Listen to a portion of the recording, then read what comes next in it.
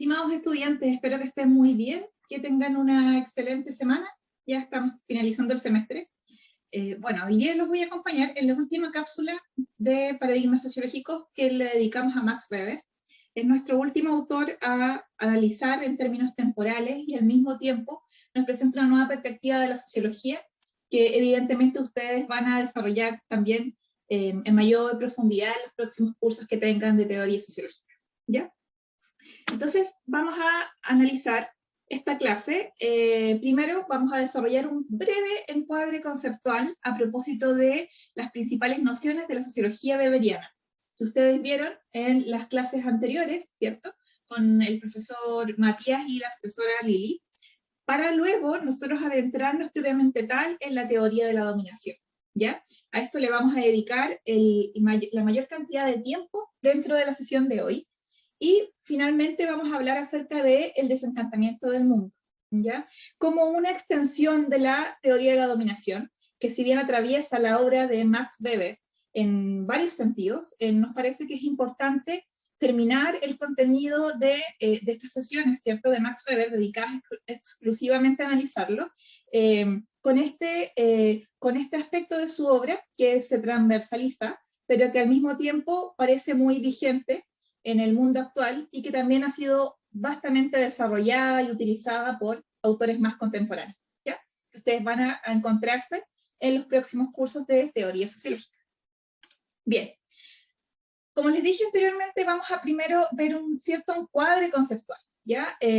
¿Por qué vamos a desarrollar esto? El sentido es que ya estamos cerrando estas sesiones de Max Weber y que si bien tuvimos una clase introductoria, la primera clase del profesor Matías, y luego el análisis que hicimos a la ética protestante y el espíritu del capitalismo, es importante que nosotros podamos, estos conceptos que ya hemos venido desarrollando también en las tareas, irles dando una cierta coherencia en el marco de esta obra, y que ustedes se lleven esto para sus futuras, ¿cierto?, investigaciones, sus futuros desarrollos sociológicos, ¿ya? Y por lo demás también los vamos a analizar y los vamos a desarrollar y los vamos a profundizar, ¿cierto?, y poner en práctica en los contenidos de la teoría de la dominación. Bien.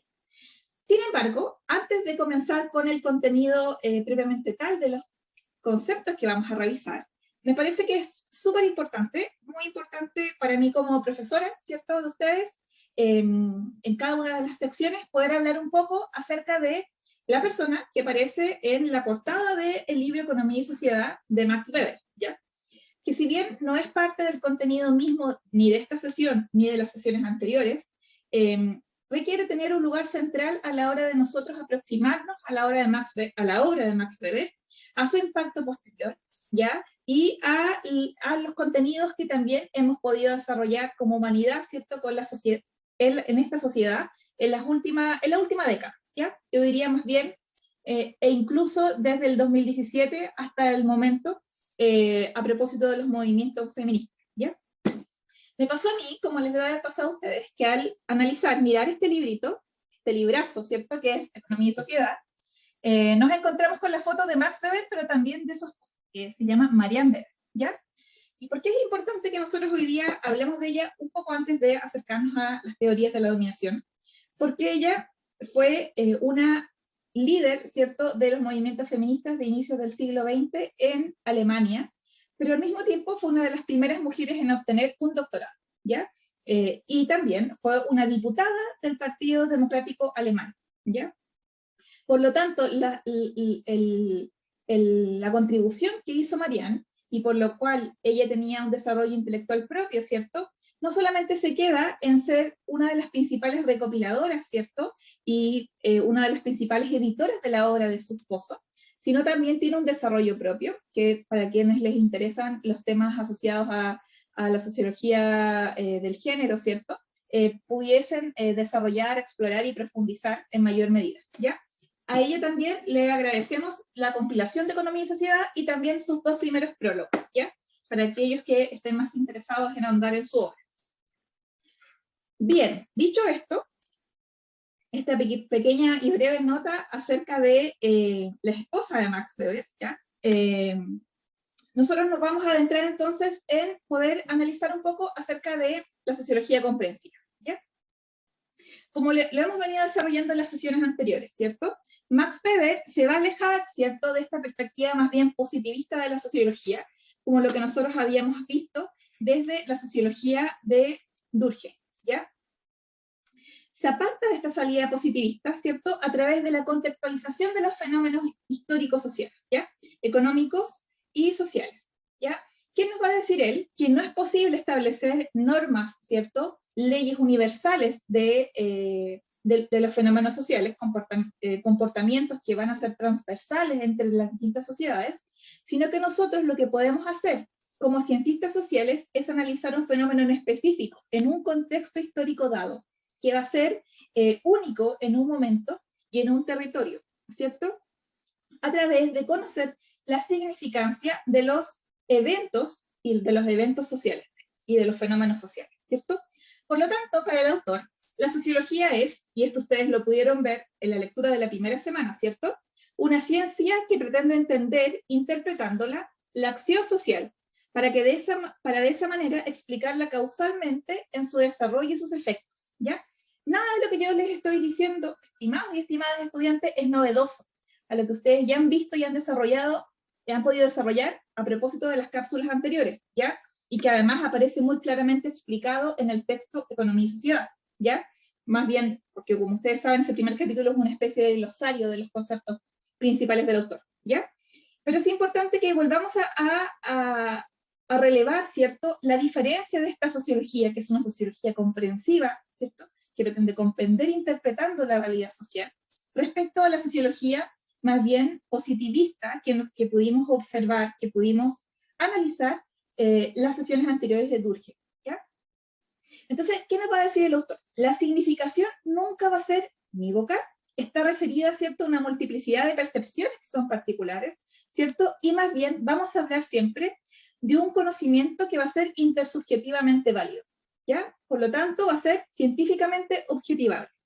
Entonces, la cualidad, ¿cierto?, de un fenómeno económico-social, ¿cierto?, va a depender de la importancia cultural que nosotros le demos, ¿ya?, al evento que se trata. Entonces, por ejemplo, les traigo solamente a colación, ¿cierto?, les traigo como ejemplo los resultados de la primera vuelta electoral que tuvimos hace 8 días atrás, que hoy es lunes y fue el domingo anterior, ¿ya?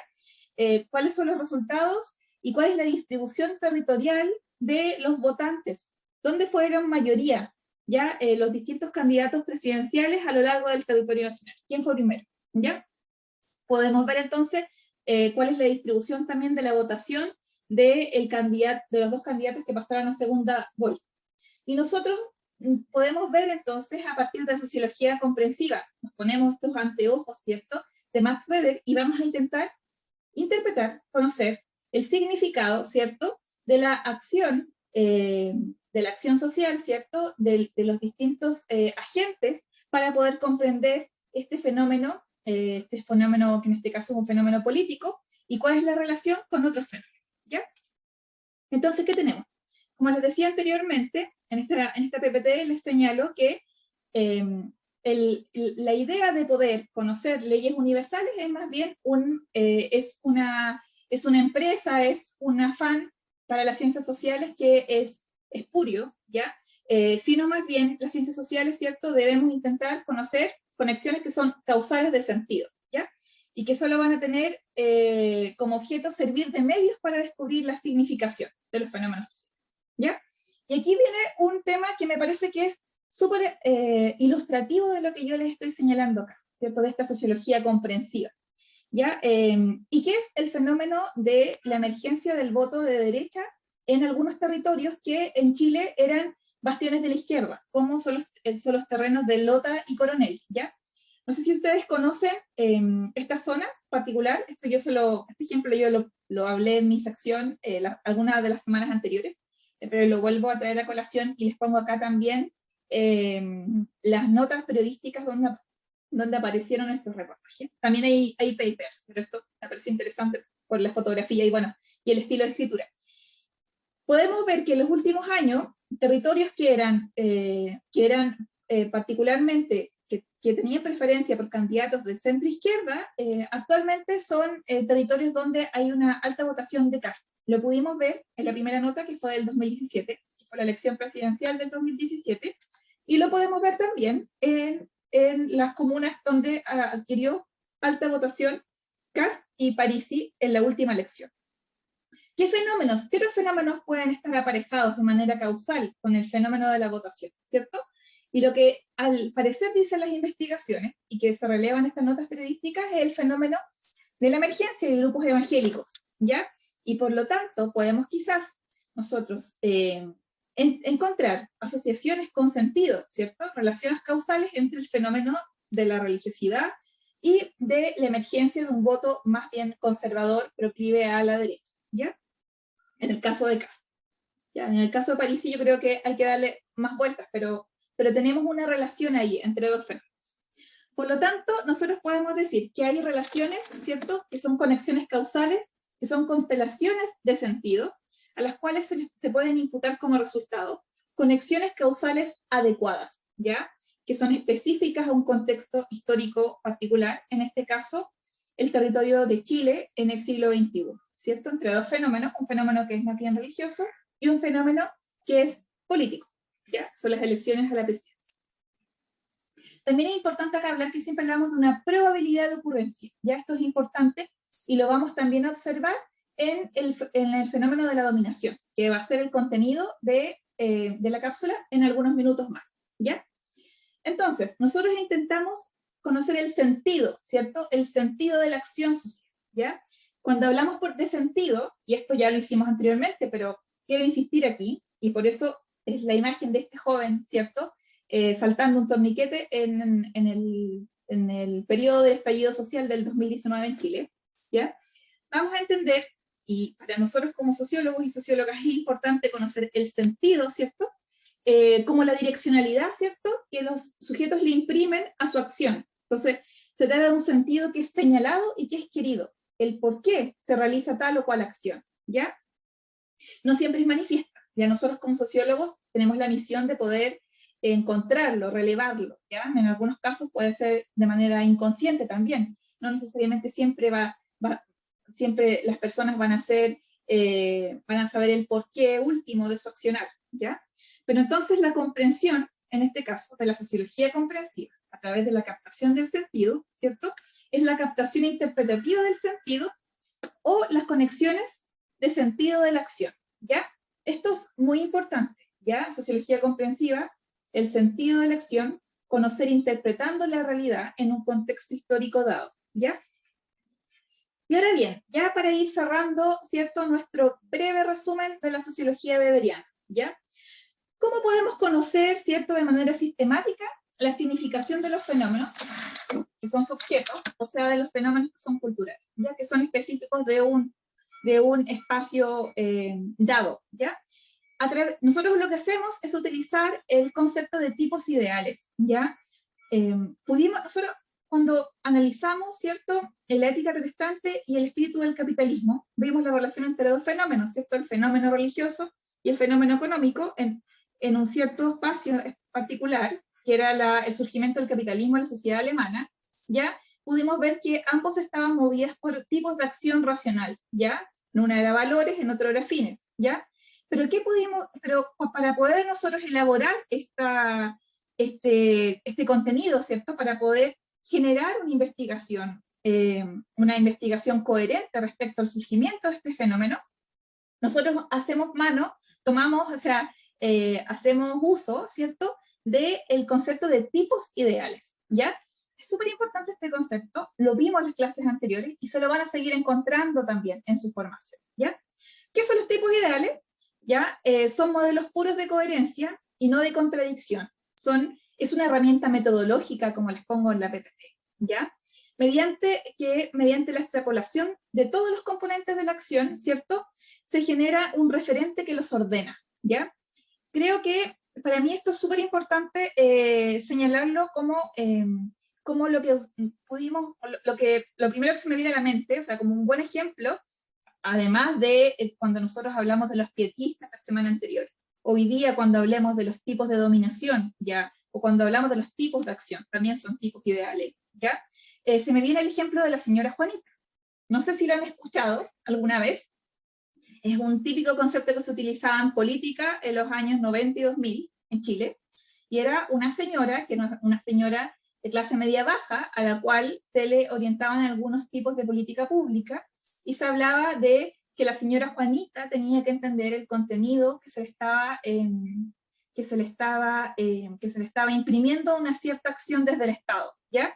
Pueden buscarlo en internet. Se utilizaban por los políticos, ¿ya? Le hablaban a la señora Juanita, ¿ya? Era una señora, un tipo medio, ¿cierto? Un tipo ideal de un cierto perfil de mujer de clase media baja, con nivel educativo más o menos bajo, y que se le asignaban una serie de características, ¿ya? Para llegar con un mensaje político sobre ciertos atributos,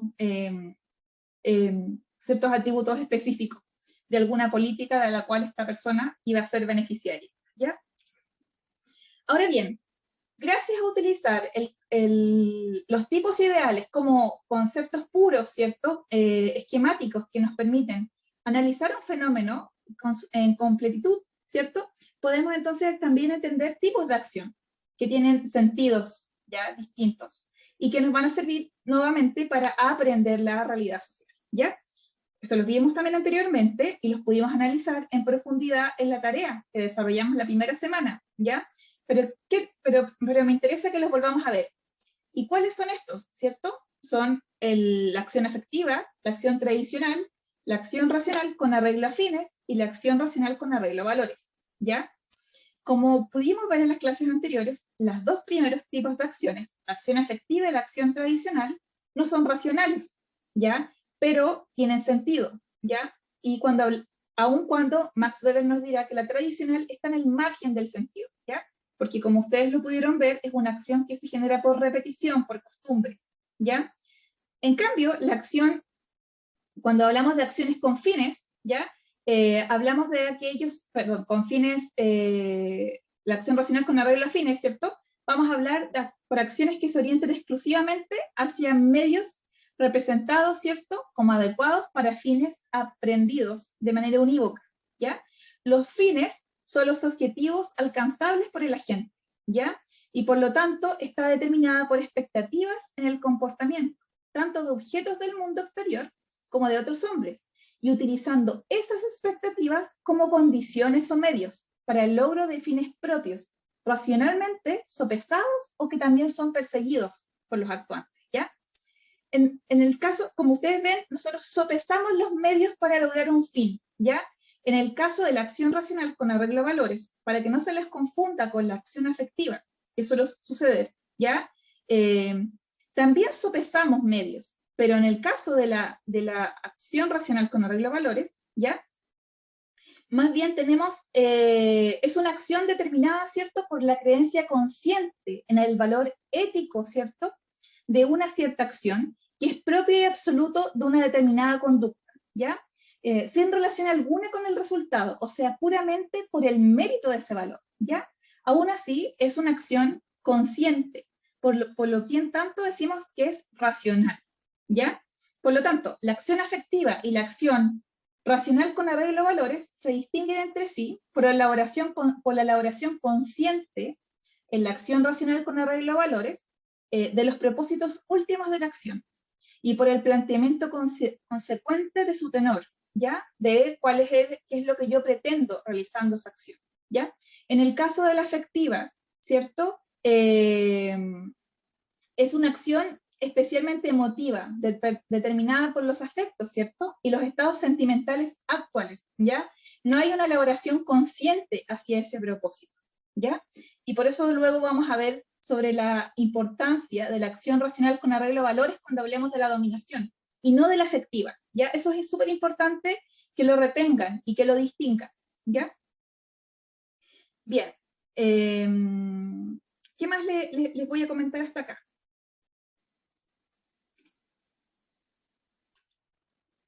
Bien, otra cosa que tienen en común, ¿cierto? La acción efectiva y la acción racional con arreglo a valores, ¿ya? Pero que nos permiten, que nos permiten confundirnos en algunos casos, ¿cierto?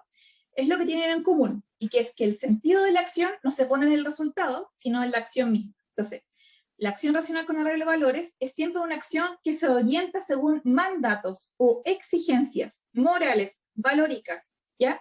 Que la gente cree dirigidos a él y frente a los cuales el agente se siente obligado, ¿ya? Te sientes obligado a cumplir, ¿ya?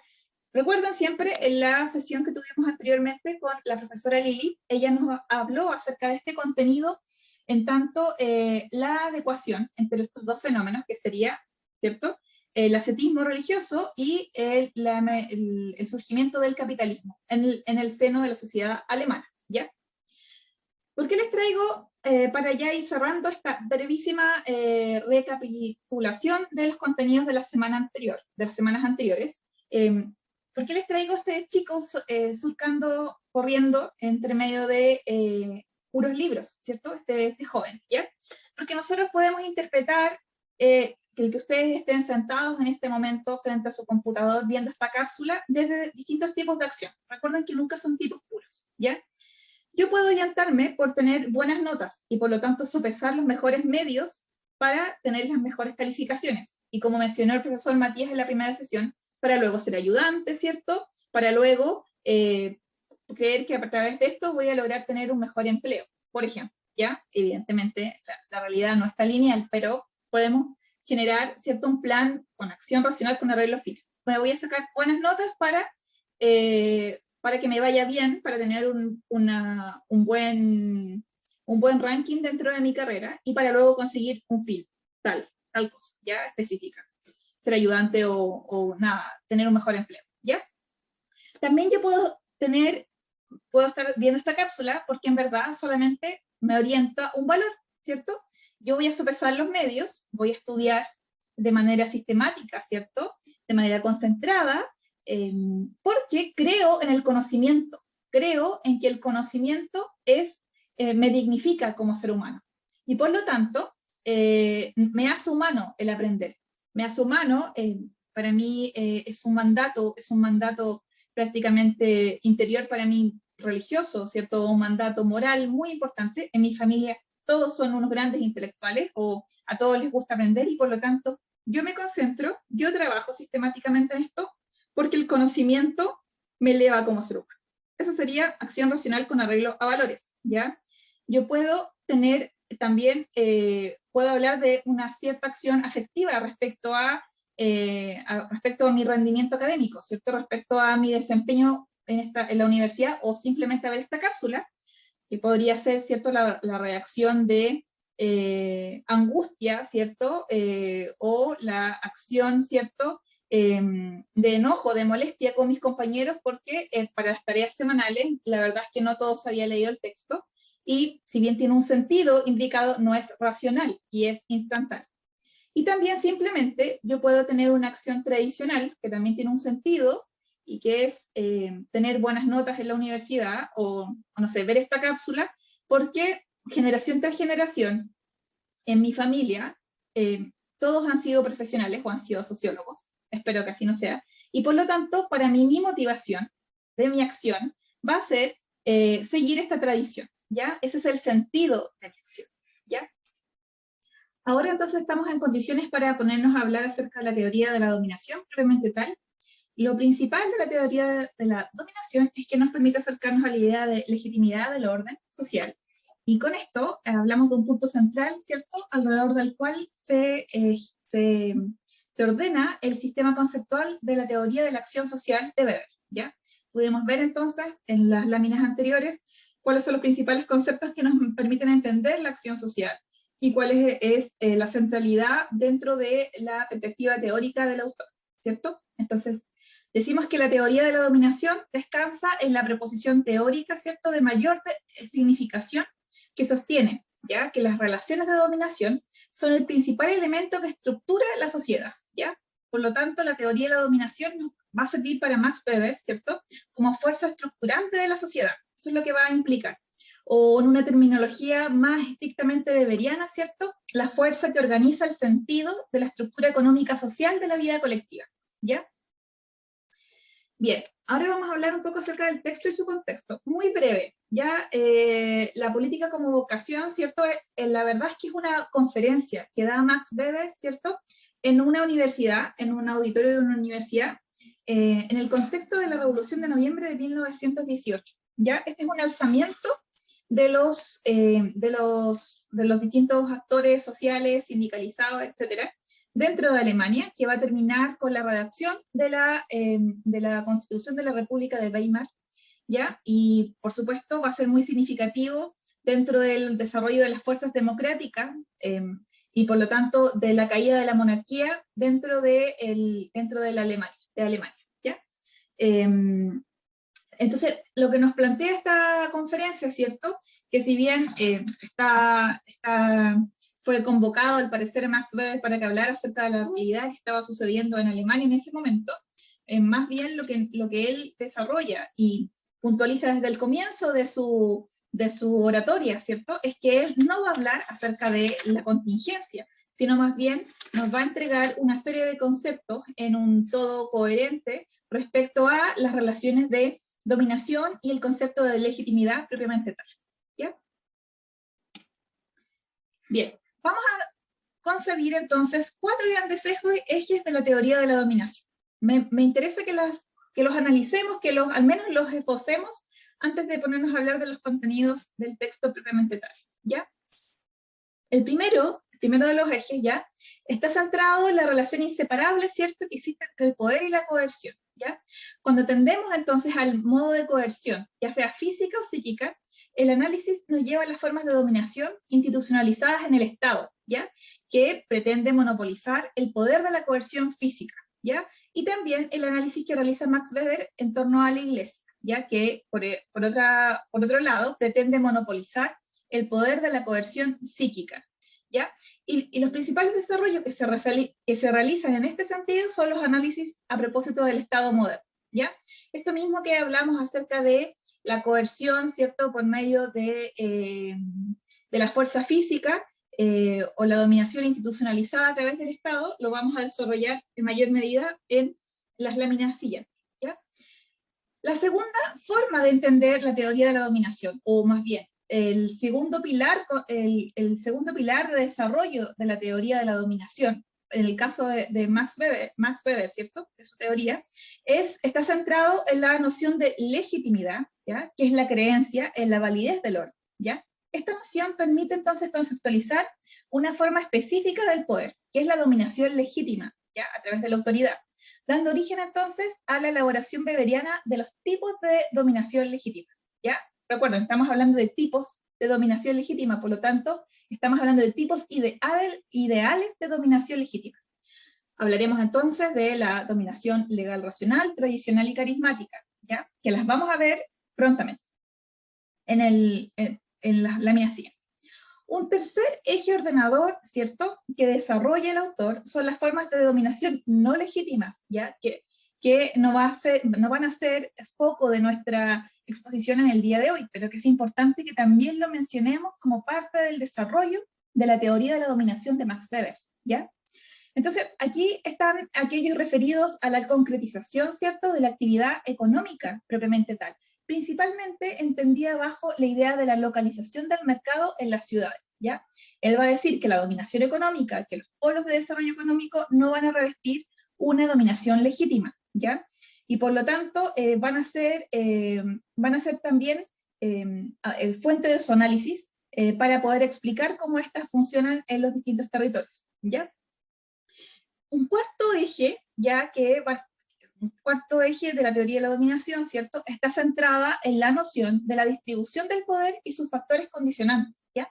Estos factores que él va a hablar que nos permiten entender la distribución del poder en la sociedad van a ser las clases sociales a través del mercado, ¿cierto?, el estatus a través de la distribución del prestigio, ¿ya?, y el poder social a través de los partidos políticos, ¿ya?